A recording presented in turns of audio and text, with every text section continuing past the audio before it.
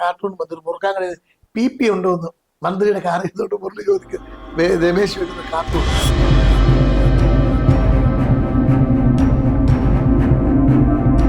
യഥാർത്ഥത്തിൽ കണ്ടെത്തേണ്ട പരിഗണിക്കേണ്ട ആളുകളെ കഴിഞ്ഞ നിയമസഭാ തെരഞ്ഞെടുപ്പിൽ പരിഗണിച്ചു.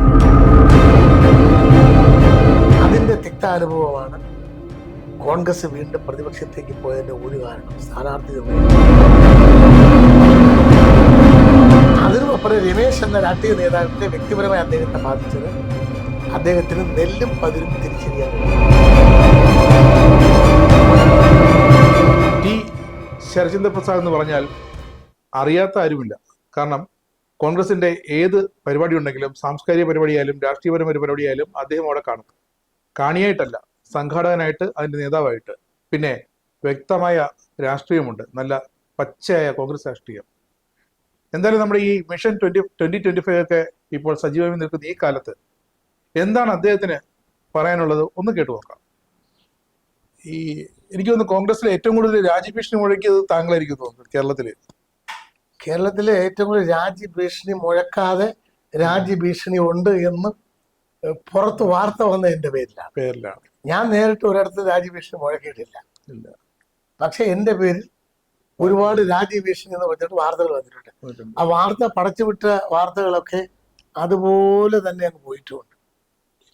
ശരിക്കും നമ്മുടെ കാർത്തികനൊക്കെ അന്നുണ്ടായിരുന്ന തിരുത്തൽ വാദം അതിന്റെ വേറൊരു പതിപ്പായിരുന്നില്ലേ? ഇന്നും താങ്കൾ അങ്ങനെയല്ലേ ഒരു തെറ്റോടെ കണ്ടാലും എതിർക്കുന്ന? അതെ, ഞാൻ കാർത്തികേയനോടൊപ്പം 78 കോൺഗ്രസ് രണ്ടാകുമ്പോ കാർത്തികനായിട്ട് വലിയ പേഴ്സണൽ അടുപ്പം എനിക്ക് ഉണ്ടായിരുന്നില്ല.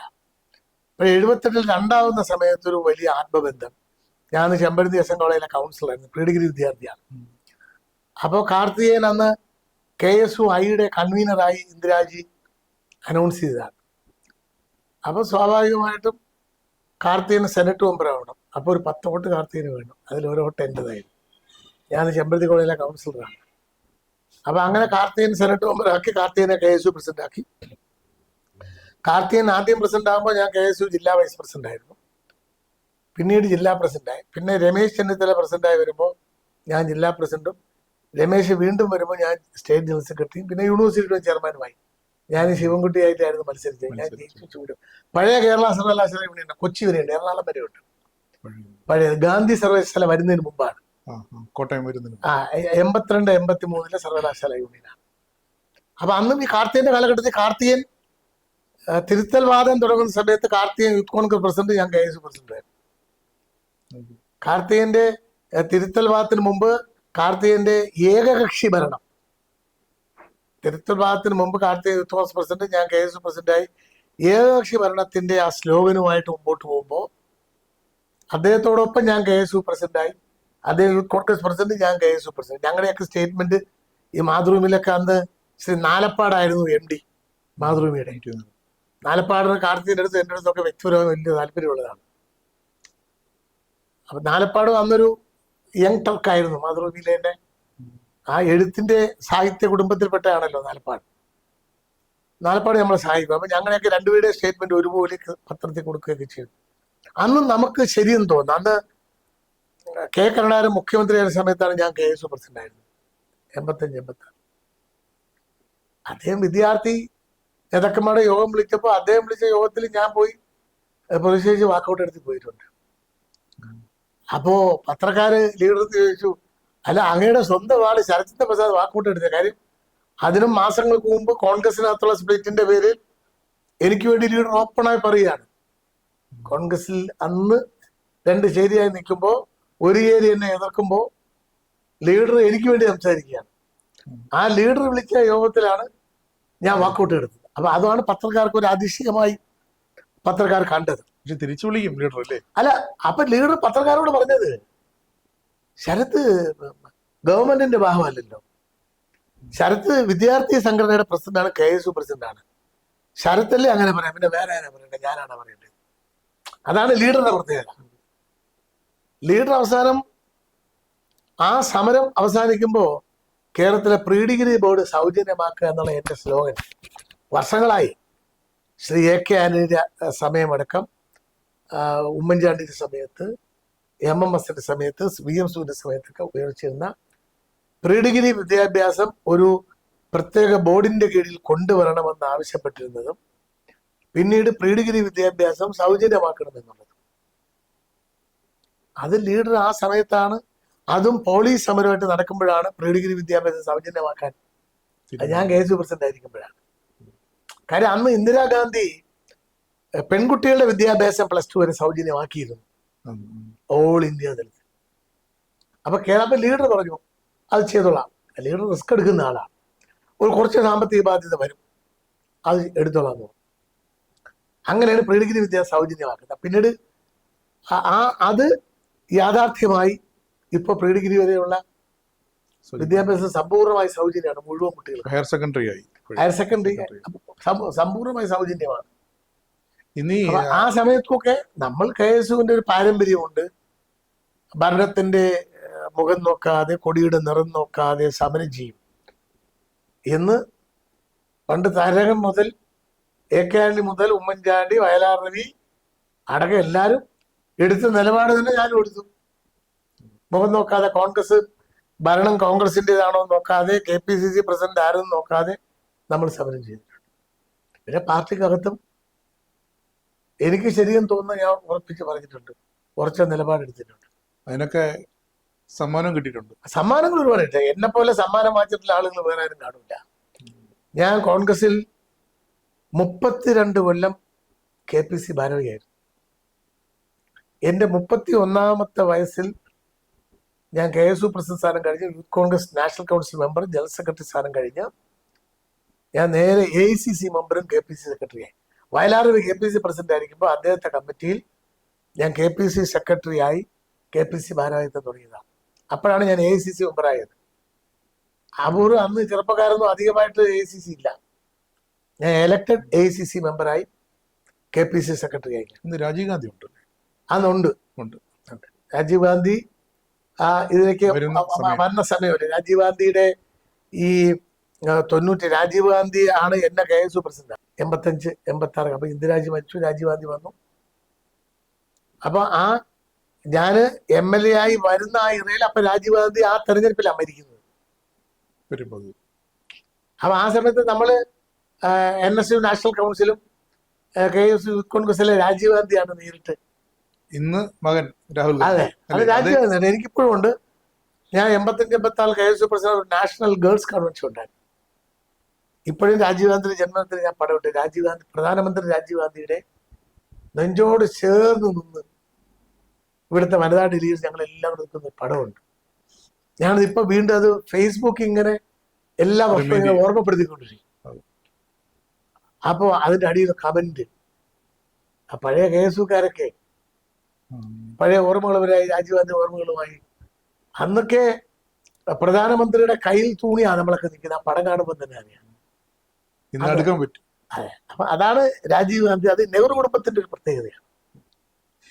ഈ പറഞ്ഞല്ലോ ചെന്നിത്തലൊപ്പം ഉണ്ടായിരുന്നു. ഇന്നിപ്പോൾ അദ്ദേഹം മുംബൈയിലാണ്. അവിടുത്തെ മഹാരാഷ്ട്രയിലെ കോൺഗ്രസിന്റെ ഇലക്ഷൻ ക്യാമ്പയിൻ തീരുമാനിക്കുന്നത്. രമേശ് ചെന്നിത്തല ഇന്ദിരാഗാന്ധിയാണ് NSU ഓൾ ഇന്ത്യ പ്രസിഡന്റ് ആയിരുന്നത്. ഇന്ദിരാഗാന്ധിയാണ് ലീഡറാണ്. ഇന്ദിരാഗാന്ധിയെ പരിചയപ്പെടുന്നത്. കാര്യം ചെറുപ്പക്കാരനായ KSUകാരനായ MLA, ലീഡറിന്റെ ആളായിരുന്നു. KSUകാരനായ MLA, വിദ്യാർത്ഥി നേതാവായ മന്ത്രി. ആ സമയത്ത് രമേശിന്റെ ഒരു കാർട്ടൂൺ മന്ത്രി മുറുക്കാങ്കട PP ഉണ്ടോ എന്ന് മന്ത്രിയുടെ കാറിൽ നിന്നോട്ട് മുരളി രമേശ് ചോദിക്കുന്ന കാർട്ടൂൺ ഉണ്ടായിരുന്നു. ആ രമേശിനെ ഇന്ദിരാജിയെ പരിചയപ്പെടുത്തുന്നത് ലീഡറാണ്. അങ്ങനെയാണ് രമേശ് NSU പ്രസിഡന്റാണ്. അപ്പോൾ മഹാരാഷ്ട്രയില് ഇവിടെ ഉണ്ടല്ലോ, ഇവിടെ RSS ഹെഡ്ക്വാർട്ടേഴ്സ് നാഗ്പൂർ വെച്ച് NSU സമ്മേളനം ഉണ്ടായിരുന്നു. ആ സമ്മേളനത്തിൽ വലിയ റാലി ഉണ്ടായിരുന്നു. ആ റാലിയിൽ അന്ന് ഇന്ദിരാജിയൊക്കെ സ്റ്റേജിൽ ഇങ്ങനെ AICC മുകളിൽ താഴെയാണ് ഇരിക്കുന്നത്. രമേശ് ഹിന്ദിയിലൊരു പ്രസംഗം നടത്തി വന്നപ്പോഴത്തേക്കാണ് ഇന്ദിരാജി വന്നിട്ട് സബാഷ് രമേശ് എന്ന് പറഞ്ഞ് ഒരു പ്രസംഗം നടത്തുന്നത്. അപ്പൊ അന്ന് മുതൽ ഇന്ത്യയിലെ വിവിധ സ്റ്റേറ്റിലുള്ള ആളുകളുമായി എന്നെപ്പോലുള്ള ആളുകൾക്കൊക്കെ നല്ല ബന്ധമാണ്. അന്നത്തെ ഒരു കാലഘട്ടത്തിൽ കേരളത്തിൽ ഇപ്പോൾ ഉള്ള VD സതീശനടക്കം G കാർത്തി അടക്കം നമുക്ക് എല്ലാവർക്കും, ഗുലാം നബി ആസാദ് എന്ന യൂത്ത് കോൺഗ്രസിന്റെ നേതാവാണ്. അങ്ങനെ ഒരുപാട് പേരുണ്ടായിരുന്നു. അപ്പൊ രമേശ് അങ്ങനെ NSA പ്രസിഡന്റായി. അപ്പൊ തന്നെ രമേശ് എസ്റ്റാബ്ലിഷ് ചെയ്തു. അവിടെ നിന്ന് നേരെ യൂത്ത് കോൺഗ്രസ് നാഷണൽ കൗൺസിൽ മെമ്പറായി. അവിടെ നിന്ന് രമേശ് നേരെ ഒരു അവശ്യ കാലഘട്ടം വന്നപ്പോൾ നേരെ കേരളത്തിലേക്ക് യൂത്ത് കോൺഗ്രസിന്റെ സ്റ്റേറ്റ് പ്രസിഡന്റായി വന്നു. അവിടെ നിന്ന് വീണ്ടും Ramesh youth Congress national council പ്രസിഡന്റായി. അപ്പോൾ രമേശിന്റെ കൂടെ NSAയിൽ വന്ന ആളുകളെല്ലാം ഇപ്പൊ മഹാരാഷ്ട്രയിൽ നിന്ന് BJP പോയൊരു മുഖ്യമന്ത്രി ഇല്ലേ, വസന്ത് പട്ടേൽ അല്ലേ ഇപ്പൊ പോയത്, അത് രമേശിന്റെ സ്റ്റേറ്റ് പ്രസിഡന്റ് ആയിരുന്നു. മമതാ ബാനർജി രമേശിന്റെ സ്റ്റേറ്റ് പ്രസിഡന്റ് ആയിരുന്നു. അങ്ങനെ ഒരുപാട് ആളുകൾ. അതുകൊണ്ട് രമേശിനെ ഇപ്പൊ ഏത് സ്റ്റേറ്റിലും പരിചയപ്പെടുത്തേണ്ട കാര്യമില്ല. നല്ല ഹിന്ദി അറിയാവുന്ന, ഇന്ത്യയിൽ കേരളത്തിൽ നിന്ന് പോയ ഹിന്ദി പ്രസംഗിക്കുന്ന അപൂർവം ആളുകളിൽ അപൂർവത്തിൽ അപൂർവം. രമേശ് ഇന്ന് മഹാരാഷ്ട്രയില് ഇന്ത്യ മുന്നണി നേതാക്കന്മാരെല്ലാം ഇരുത്തിക്കൊണ്ട് ഹിന്ദി പ്രസംഗിക്കുമ്പോ ഇപ്പൊ രമേശ് അവസാനം ശരത് പവാറും ഖാർഗേജി എല്ലാം ഇരിക്കുന്ന ഒരു യോഗത്തിൽ പ്രസംഗിച്ചതിന്റെ ഒരു ക്ലിപ്പിംഗ്സ് ഇവിടെ എല്ലാം വൈറലായി കൂടുന്നുണ്ട്. അതെ അതെ. എന്തൊക്കെ രമേശിനോട് ആർക്കെങ്കിലും ഒക്കെ അഭിപ്രായ വ്യത്യാസം ഉണ്ടെങ്കിലും ഒരു മലയാളി കോൺഗ്രസ്സുകാരൻ അവിടെ പോയി പ്രസംഗിക്കുമ്പോൾ സ്വാഭാവികമായി ആളുകൾക്ക് ഒരു ആവശ്യം വരും. പക്ഷെ ആളുകൾ ഇപ്പൊ വിഷമത്തിലാണല്ലേ, കാരണം ഈ പ്രതിപക്ഷ നേതാവ് സ്ഥാനം കിട്ടിയതുമില്ല. കോൺഗ്രസ് അല്ലേ, കോൺഗ്രസ് ജനാധിപത്യ പാർട്ടിയാണ്. അർഹതകൾ ഒരുപാട്. രമേശിന് കഴിഞ്ഞ അസംബ്ലി തെരഞ്ഞെടുപ്പിൽ ഭൂരിപക്ഷം കിട്ടിയെങ്കിൽ രമേശ് ചെന്നിത്തലയ്ക്ക് മുഖ്യമന്ത്രിയാകാൻ കഴിയുന്നൊരു വിശ്വാസം അദ്ദേഹം ഉണ്ടായിരുന്നു. അതുകൊണ്ട് അദ്ദേഹം വളരെ സൂക്ഷ്മതയോടെയാണ് സ്ഥാനാർത്ഥികളൊക്കെ തീരുമാനിച്ചത്. അദ്ദേഹം വളരെ വിശ്വാസത്തോടെ 10-55 ചെറുപ്പക്കാരെ സ്ഥാനാർത്ഥിയാക്കിയിരുന്നു. ഒരാളെ ജയിച്ചോളൂ. അവിടെയാണ് രമേശിനെ പോലുള്ള നേതാക്കന്മാർക്ക് പറ്റിയിട്ട് വീഴ്ച എന്ന് പറയുന്നത്. യഥാർത്ഥത്തിൽ കണ്ടെത്തേണ്ട, പരിഗണിക്കേണ്ട ആളുകളെ കഴിഞ്ഞ നിയമസഭാ തെരഞ്ഞെടുപ്പിൽ പരിഗണിച്ചില്ല. അതിന്റെ തിക്താനുഭവമാണ് കോൺഗ്രസ് വീണ്ടും പ്രതിപക്ഷത്തേക്ക് പോയതിന്റെ ഒരു കാരണം സ്ഥാനാർത്ഥി നിർണയമായിരുന്നു. അതിനുമപ്പുറം രമേശ് എന്ന രാഷ്ട്രീയ നേതാവിന്റെ വ്യക്തിപരമായി അദ്ദേഹത്തെ ബാധിച്ചത് അദ്ദേഹത്തിന് നെല്ലും പതിരും തിരിച്ചറിയാൻ കഴിയില്ല. ആത്മാർത്ഥതയുള്ളവരെയും ചങ്ക് കൊടുക്കുന്നവരെന്ന് അദ്ദേഹത്തിന് തിരിച്ചറിയാൻ കഴിഞ്ഞില്ല. പക്ഷെ അതിന് അദ്ദേഹത്തിന്റെ മുമ്പിൽ വന്ന് കാപട്യം കാണിച്ച് അദ്ദേഹത്തിന് മുമ്പിൽ വന്ന് ആത്മാർത്ഥത കാണിക്കുമെന്നൊന്ന് അഭിനയിച്ച ആളുകളെയൊക്കെ അദ്ദേഹം വിശ്വസിച്ചു. അവരൊക്കെ പിന്നീട് അദ്ദേഹത്തെ തള്ളി പറഞ്ഞിട്ട് പോയി. അതേസമയം VD സതീശൻ രമേശിനോടൊപ്പം നിന്ന് ഈ കഴിഞ്ഞ ആ സമയത്ത്, കഴിഞ്ഞ LDFന്റെ സമയത്തും അതിന്റെ മുമ്പിൽ LDFന്റെ സമയത്തും ഒക്കെ VD സതീശൻ പ്രതിപക്ഷ നേതാവ് അല്ലെങ്കിൽ പാർലമെന്ററി പാർട്ടി ഭാരവാഹിയാണ്. LDFനെതിരെ ഓർക്കുന്നില്ല എത്ര ഡിബേറ്റുകൾ തോമസ് ഐസക്കുമായിട്ട് പ്രസ് ക്ലബിൽ ഏറ്റുമുട്ടുന്ന രമേശിന്റെ വലം കൈയായി കഴിഞ്ഞ നിയമസഭാ തെരഞ്ഞെടുപ്പിന് മുമ്പ് UDFന്റെ സമര പോരാട്ട യാത്രയില് VD സതീശനായിരുന്നു അതിന്റെ എല്ലാ കാര്യങ്ങളും. പെട്ടെന്ന് VD സതീശൻ അവസാനം കോവിഡ് വന്നു, ജാഥ വന്ന് ഇടയ്ക്ക് വെച്ച് കോവിഡ് വന്നു. ആ ഒരു ഗ്യാപ്പല്ലാതെ മുഴുവൻ VD സതീശനാ രമേശിനോടൊപ്പം ഉണ്ടായിരുന്നു. പക്ഷെ രമേശിനെയും VD സതീശനെയും തമ്മിൽ തെറ്റിക്കാൻ ഒരുപാട് ആളുകളുണ്ടായിരുന്നു. അതിന്റെ തിക്താനുഭവം കോൺഗ്രസിന് ഉണ്ടായിട്ടുണ്ട്, രമേശിനും ഉണ്ടായിട്ടുണ്ട്. ഈ കോൺഗ്രസിനകത്തുള്ളൊരു ദോഷം എന്ന് പറയുന്നത്, ഞാൻ ചെന്നൊരു നേതാവിനെ കിണിയടിക്കും, അടിച്ചിട്ട് അടുത്തൊരാളിനെ കുറിച്ച് തിരികെ കൊടുക്കും. അപ്പൊ ഇവര് തന്നെ വിശ്വസിക്കും. അവര് തന്നെ വെട്ടിലാക്കാൻ വേണ്ടിയാണ് ഈ വന്ന് തിരുകുന്നത്. ഒരു പ്രശ്നമില്ലാത്ത നേതാക്കന്മാരെ തമ്മിൽ അകറ്റിവിടാൻ ഇതിനകത്ത് ചില മന്ദരമാര് ഇതിനകത്ത് പാർട്ടിക്കാറ് ഇപ്പോഴുണ്ട്. ഇപ്പോഴും ഉണ്ട്, എപ്പോഴും ഉണ്ട്, എന്നും ഉണ്ടായിട്ടുണ്ട്. തമ്മിലടുപ്പിച്ച് ഈ എന്താണ് മുട്ടനാടുകൾ തമ്മിൽ അടികൂടുമ്പോൾ ചോര കുടിക്കുന്ന ചെന്നായെ പോലെ തമ്മിലടിപ്പിക്കുന്ന ഒരുപാട് പേരുണ്ട്. കോൺഗ്രസ് തമ്മിലടിക്കേണ്ട രാഷ്ട്രീയത്തിന്റെ കാലഘട്ടം കഴിഞ്ഞു. ഞാൻ കരുണാകരന്റെ റൈറ്റ് ഹാൻഡ്, കരുണാകരന്റെ പെട്ടെന്ന് കൈയടിച്ചു വിളിച്ചാൽ ഒരു 5 പേരെ വിളിച്ചാൽ ഒരു കിച്ചൺ ക്യാബിനറ്റിൽ 5 പേരിൽ 3-ാമത്തെ 4-ാമത്തെ ആളായിരുന്നു ഞാൻ. എനിക്ക് കേരളത്തിലെ കോൺഗ്രസ് രാഷ്ട്രീയത്തിൽ ഗ്രൂപ്പിന് ട്രിപ്പിൾ ഡോക്ടറേറ്റ് ഉണ്ടായിരുന്ന ആളാണ്. ഗ്രൂപ്പ് രാഷ്ട്രീയത്തിൽ അതിന്റെ തിക്താനുഭവം ലീഡർ ചിലപ്പോൾ പറയും ഗ്രൂപ്പ് ഉള്ളപ്പോഴാണ് കോൺഗ്രസ് ഉഷാറാവുന്നത്. ശരിയാണ്, കരുണാകരനും ആന്റണിയും തമ്മിലുള്ള ഗ്രൂപ്പ് ഉണ്ടായിരുന്നപ്പോഴാണ്. കാര്യം അവര് പൊതുശത്രുക്കളെ നേരിടാൻ തെരഞ്ഞെടുപ്പ് വരുമ്പോൾ അവർ ഒരുമിച്ച് കൂടി ഞങ്ങളെ അടിക്കാറുണ്ട്. ഇപ്പൊ അങ്ങനെയല്ല. അപ്പൊ ആ ഒരു കാലം കഴിഞ്ഞു. അപ്പൊ ഇനി നമ്മളൊരു ഗ്രൂപ്പ് രാഷ്ട്രീയം എന്നൊക്കെ അങ്ങനെ തീവ്രമായി അങ്ങനെ പറഞ്ഞിട്ടുണ്ട്. അങ്ങനെ ഒരു ഗ്രൂപ്പ് രാഷ്ട്രീയം ഒന്നും ഇപ്പൊ അതിനകത്തില്ല. എയും ഐയും എന്ന് പറയാനൊക്കെ എയിൽപ്പെട്ടവരും പലതായി, ഐയിൽപ്പെട്ടവരും പലരായി. ഇപ്പൊ എല്ലാം വ്യക്തിപരമായ നേതാക്കന്മാരുമായിട്ടുള്ള വ്യക്തി ബന്ധങ്ങൾ വെച്ചിട്ടാണ്. അന്ന് ലീഡറെ വീടെന്ന് പറഞ്ഞാൽ കൊട്ടാരത്തിൽ ശാസ്തയായാലും അറാഫത്തായാലും എല്ലാം അങ്ങനെ. മന്ത്രിമാരടക്കം വൈകുന്നേരം അവിടെ എത്തും, അവിടെ ക്യാമ്പ് ചെയ്യും. അതൊക്കെ നമ്മൾ അവിടെ അതൊരു ലീഡർ ഒരു ആത്മീയ നേതാവിനെ പോലെയാണ് കോൺഗ്രസിനകത്ത് ഉണ്ടായിരുന്നത്. അങ്ങനെയായിരുന്നു. ലീഡർ ഒരു കാര്യം പറഞ്ഞാൽ മതി. ലീഡർക്ക് രാഷ്ട്രീയ ദീർഘവീക്ഷണത്തോടു ഉള്ളതാണ്. ലീഡറുടെ വാക്ക് കേൾക്കാതെ വന്നപ്പോൾ കോൺഗ്രസിന് ദോഷം പറ്റി.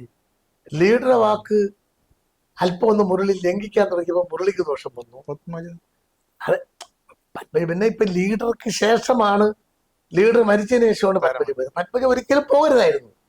കെ കരുണാകരനെ പോലൊരു വലിയ മനുഷ്യന്റെ മകൾ, അതും അച്ഛൻ ഇത്രയും സ്നേഹിച്ച ഒരു മകൾ, അച്ഛനെ ഇത്രയും സ്നേഹിച്ച ഒരു മകൾ, എന്ത് വിരോധം ഈ പാർട്ടിക്കകത്തുണ്ടായിരുന്നാലും അച്ഛനെ ഓർത്ത് പത്മജ ഈ പാർട്ടിക്കകത്ത് നിൽക്കേണ്ടവളാണ്. അങ്ങനെ ഞാനൊക്കെ എന്നേ തിക്താനുഭവങ്ങളുടെ അടിസ്ഥാനത്തിലാണ് എന്നെ ഞാൻ കോൺഗ്രസ് ഇപ്പൊ ഓരോരുത്തർ ചെയ്യുമ്പോൾ ഒരു 25 പാർട്ടി മാറിപ്പോകേണ്ടി വന്നു. എന്റെ സിരകളിൽ കോൺഗ്രസ്.